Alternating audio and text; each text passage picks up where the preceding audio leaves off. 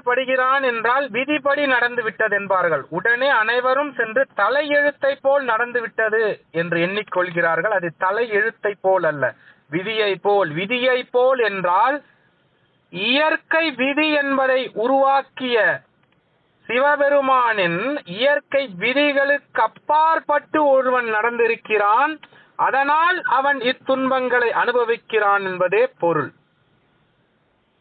இதுதான் விதி என்ற பொருள். இதனால் தான் சொல்வார்கள் விதியை மதியால் வெல்லலாம். இப்பொழுது புரிகிறதா ஏன் விதியை மதியால் வெல்ல முடியும்? எவ்வாறு வெல்ல முடியும்? இயற்கையின் விதிக்கொற்ப ஒருவன் நடந்து கொண்டால் விதியை மதியால் வென்று நோயற்ற வாழ்வும் குறைவற்ற செல்வமும் நிதர்சனமான ஆயுளும் நீண்ட நாள் வாழ்வும் ஞானமும் பெறலாம் என்பதே இவ்வுட்சூட்சமம். அனைவரும் விதியை மதியால் வெல்லலாம் என்றால் தலையெழுத்தை மதியால் வென்று விடலாம் என்ற அருள் அல்ல, பொருள் அல்ல. அனைவரும் இதை சிந்தித்து பார்க்க வேண்டும்.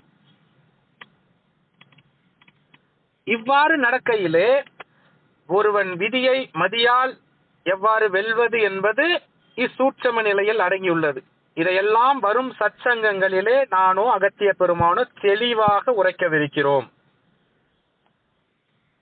விதியை எவ்வாறு மதியால் வெல்வது, இதற்கான சிறு மிக சிறிய அளவு ஒரு விஷயத்தை நான் இவ்வாறு சூட்சமத்தை உரைத்திருக்கிறேன். ஏனென்றால் பல பேருக்கும் தெரியாது விதியை மதியால் வெல்லலாம் என்றால் உமது தலையெழுத்தை மதியால் வென்று விடலாம் என்ற அர்த்தம் அல்ல.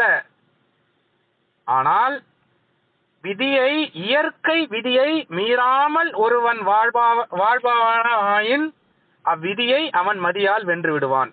இயற்கை விதி என்றால் என்ன? நம் சிவசபைகளில் கூறுவதைப் போல் ஒருவருக்கு துன்பம் இழைக்காமல் இருப்பது, ஒருவரை கண்டு பொறாமைப்படாமல் இருப்பது, ஒருவரை கண்டு அவன் இவ்வாறு ஆகிவிட வேண்டும் அவ்வாறு ஆகிவிட வேண்டும் என்று அவர்களை ஏசாமல் திட்டாமல் இருப்பது, இவையெல்லாம் விதிகளுக்கு உள்ளே வருகின்றது.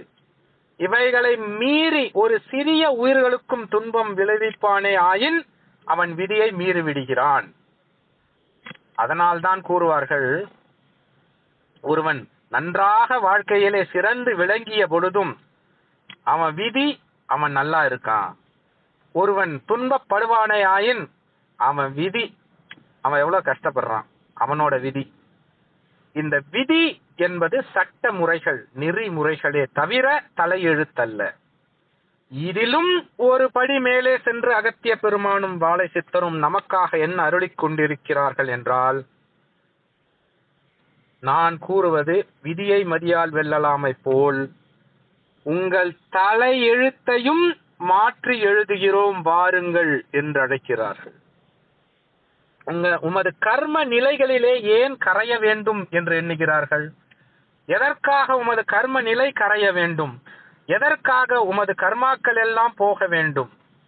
நீங்கள் என்னத்தான் விதிப்படி வாழ்ந்திருப்பினும் உமது முற்பிறவி கர்மாவிலே நீங்கள் எல்லாம் சுமந்து வந்த விஷயங்கள் எல்லாம்,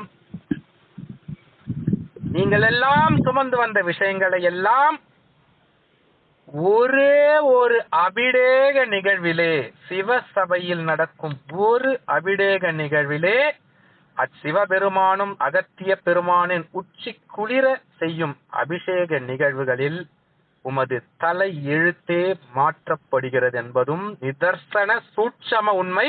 இவைகளை எல்லாம் அகத்திய பெருமானின் திருவடி தொட்டும் வாழை சித்தரின் திருவடி தொட்டும் அவர்களின் அனுமதியோடும் இச்சூட்சமத்தை எல்லாம் இன்று விஸ்வாமித்திரன் உரைத்துக் கொண்டிருக்கிறேன். இவ்வாட்சிகளை கேட்பவன் புண்ணியவான். இவ்வாட்சிகளை கேட்டு அங்கு வந்து அமர்ந்த சத்திய நாராயண பூஜையை கலந்து கொள்பவன் ஞானவான். இவைகளெல்லாம் கேட்டும் அமர்ந்தும் அனைத்தையும் கண்டும் அவை அப்பூஜைகளுக்கான நிகழ்விலே கலந்து கொள்ளும் பொழுது ஒரு சிறு மலரை எடுத்து தந்து அப்பூஜைக்கு மலர்களை வாங்கி தருபவன் தெய்வவானாகிறான். ஏன் இதை உரைக்கிறேன் என்றால், இப்பொழுது நடக்கவிருக்கும் கோவை மாநகரிலே நடக்கவிருக்கும் சத் சங்கங்கள் முடிந்த பிறகு நடக்கவிருக்கும் சத்திய நாராயண பூஜை என்பது முப்பெரும் தேவர்களும் முப்பெரும் தேவியர்களும் அமர்ந்து அனைவரும் நல்லாசியுடன் எனது அன்னை சக்தி தேவி அபிராமி பட்டருக்கு எவ்வாறு காட்சியளித்தாரோ அவ்விராமியாக அமர்ந்து அச்சத்திய நாராயண பூஜை முதல் நமது சத் சங்கத்திலே தொடங்கி சத்திய நாராயண பூஜை நிகழ்வு முடிவது முதல் அபிராமியாக அமர்ந்து கூறுவது என்னவென்றால், நமது சிவ சபையிலே இனி 2 பூஜைகளே நிகழும் என்ற விஷயத்தை தான் அன்னை அமர்ந்து எனக்கு நேரடியாக இப்பொழுது அன்னையே எனக்குள் அமர்ந்து உரைத்துக் கொண்டிருக்கிறார்கள். இனி வாழை சித்த சபையில் நடக்கவிருப்பது 2 பூஜைகள் தான். ஒன்று வாசி திருநாள் பூஜை, இன்னொன்று பௌர்ணமி பூஜை. மற்ற பூஜைகள் எல்லாம் சித்தரே வாழை சித்தரே, சபையே வாழை சித்தர் என்ற நிலையிலே அவர் எங்கெல்லாம் செல்கிறாரோ அங்கெல்லாம் பூஜைகள் தான். அதைப்போல் 2 பூஜைகளை தவிர்த்து பெரும் சச்சங்கத்திலே சத்திய நாராயண பூஜைகள் என்பது இனி தொடர்ச்சியாக நடைபெறும்.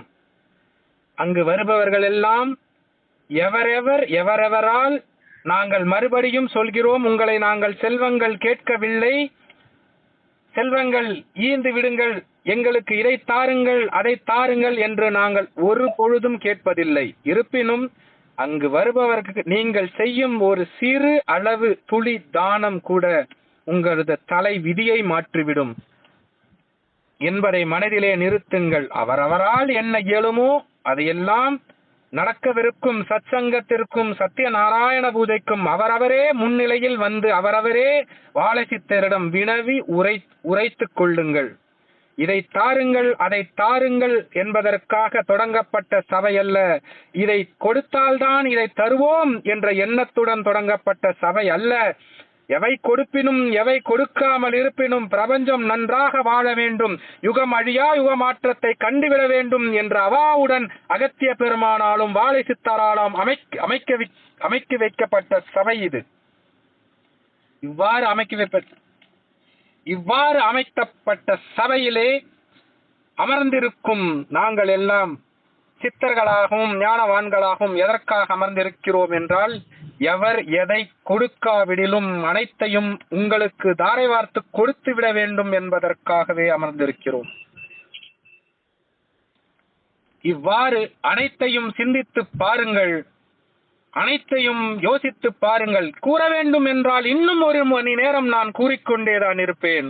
இவ்வொளி நாடாவிலே அனைத்தையும் நீங்கள் கேட்பதற்கும் நேரம் ஒதுக்க வேண்டும். அதனால் இச்சத் சங்கத்திலே கோவை மாநகரிலே எவரெவருக்கெனும் பிணி இருக்கினும் உடல் உபாதை இருப்பினும் மனதளவில் மட்டுமல்லாமல் குழப்பங்கள் மனதிலே உள்ள குழப்பங்கள் இருப்பினும் பெரும் வகையிலே நான் காண்கிறேன் எவருக்கெல்லாம் குழப்பங்கள் இருக்கிறது என்பதை. குழப்பங்கள் இருப்பினும் அவரெல்லாம் கோவை சத் சங்கத்தில் தவறாமல் கலந்து கொண்டு நடக்கவிருக்கும் சத்திய நாராயண பூஜையை கண்டுகளிக்க அங்கு போகன் அமர வாழை சித்தரும் அகத்திய பெருமானும் அருள் பாலிக்க உமது குழப்பங்களும் பிணிகளும் பல யுகங்களாக தொடரும் அனைத்தும் மாயமாக மறைந்து மாயையை மீறிய சத்தியலோகத்தை நீங்கள் அடைவீர்கள். சத்தியலோகத்தை அடைந்தால் பிரம்மதேவனை காணலாம், பிரம்மதேவனை கண்டால் கலைவாணியை காணலாம், கலைவாணியை கண்டால் ஞானம் பெறலாம். இதுவே இச்சத் சங்கத்தின் உள் சூட்சமம். இதற்கான விளக்கம் வேண்டுமென்றால் அகத்திய பெருமானை அச்சத் சங்கத்திலே சென்று வினவுங்கள். எமது குரு உங்களுக்கெல்லாம் பதில் அளிப்பார். அதைப்போல் இனி நடக்கவிருக்கும் சத்சங்கங்களிலெல்லாம் விஸ்வாமித்திரனாக அல்லது எமது குருவாக உங்களுக்கெல்லாம் சத்சங்கத்திலே எப்பொழுதெல்லாம் எங்களுக்கு மேலிருந்து சிவபெருமானும் வாழை சித்தரும் அனுமதி அளிக்கிறார்களோ அப்பொழுதெல்லாம் உங்களுக்கு எவ்வாறு தியான பயிற்சிகள் செய்வது என்பதையும், அமர்ந்திருந்து எமது குரு கூறுவதைப் போல் சும்மா இரு என்ற ஒரு மந்திரத்தை எவ்வாறு சும்மா இரு என்று சொல்வதைப் போல் எதை எவ்வாறு பயிற்றுவிப்பது என்பதையும், மூச்சுக்காற்றை கவனியுங்கள் கவனியுங்கள் என்று கூறுகிறார்களே, அம்மூச்சுக்காற்றிலே வரும் ஒளி என் அர்த்தம் என்ன என்பதையும், ஏன் ஒருபடி மேல் சென்றே அனைவருக்கும் உரைக்கிறேன், மூச்சுக்காற்றில் இருந்து வரும் சப்தம் என்ன? எவரேனும் முயற்சித்திருக்கிறீர்களா? அதை எப்பொழுதாவது கண்டுகொண்டிருக்கிறீர்களா? எப்பொழுதாவது யோசித்து பார்த்திருக்கிறீர்களா? அமைதியாக முதல் வேகமாக அனைத்து தனது வயிற்றில் இருந்த அக்கழிவு நிலை காற்றினை வெளியே தள்ளிவிட்டு அமைதியாக அநாகத சக்கரத்தில் இருந்து விசுதி சக்கரம் வரை அமைதியை மேற்கொண்டு தனது தொண்டை குழியிலே அமைதியாக அமர்ந்து உமது மூச்சுக்காற்றின் சத்தத்தை கேளுங்கள். என்ன கூறுகிறது? கூறட்டுமா?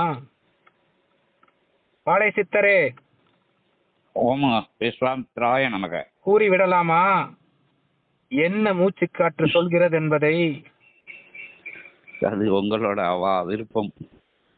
குருநாதர் சொன்னால் எமக்கென்னப்பா, குரு சொல்லிவிட்டால் அதுவே வேத வாக்கு. சரி, சபை மூலமா அது தெரிய வரட்டும். மகான்கள் யோகிகள் அவங்கள குரு பரம்பரை வழியாக சொன்ன விஷயத்த இன்னைக்கு எல்லாருக்கும் ஓம் நமோ நாராயணங்கிற மந்திரத்தை எப்படி உபதேசம் பண்ணாரோ அது மாதிரி சிவசபையில இருந்து இன்னைக்கு விஸ்வாமித்திரன் மூலமா அத சொல்லிடுவோம். இதுவே குரு, இவனே சித்தன், இதுவே சித்தம். இப்பொழுது புரிகிறதா? ராமானுஜர் போல் அனைவரும் நற்பயன் பெற வேண்டும் என்று தனது அடி நினைவில் இருந்து கூறுகிறானே, அவனே சித்தன். இதற்காகவே இவன் பரம சித்தன், பரம சிவன் என்று உரைக்கிறோம். அதை போல்தான் உமது மூச்சுக்காற்றில் அமைதியாக அமர்ந்து பாருங்கள். மூச்சுக்காற்று என்ன சொல்லும்? உள்ளிழுக்கும் பொழுது சோ என்றும் வெளியே தள்ளும் பொழுது ஹம் என்றும் உரைக்கும். அது சோ ஹம், சோகம் அல்ல. சோகம் என்றால் வேறு நிலை. சோ ஹம், இது வேறேதும் அல்ல. சோ என்றால் நான், நான் என்றால் நீ அல்ல, இவ்வுடல் அல்ல, பிரபஞ்சம் சொல்கிறது நான். ஹம் என்றால் படைக்கிறேன், உருவாக்குகிறேன் என்று. இதுதான் அதன் விளக்கம். சோஹம். சோஹம் என்றால் நானே படைப்பாளி, நானே படைக்கிறேன் என்ற நிலை. இதை எவ்வாறு பயன்படுத்தினால் உமக்கு எல்லாம் நடந்துவிடும், நீங்கள் எல்லா நிலைகளும் அடைவீர்கள் என்பது மற்றொரு சூட்சமம். அதை நாங்கள் சத்சங்கத்திலே உரைக்கிறோம். அதனால் ஒவ்வொரு சத்சங்கத்திலே இவ்வாறு குருவின் ஆணைக்கேற்ப ஒவ்வொன்றை உரைக்கவிருக்கிறோம். இதையெல்லாம் கேட்டு மகிழ உமது திருவடிகளை பற்றி அழைக்கிறேன். அனைத்து சீடர்களும் வாழை சித்த சபையின்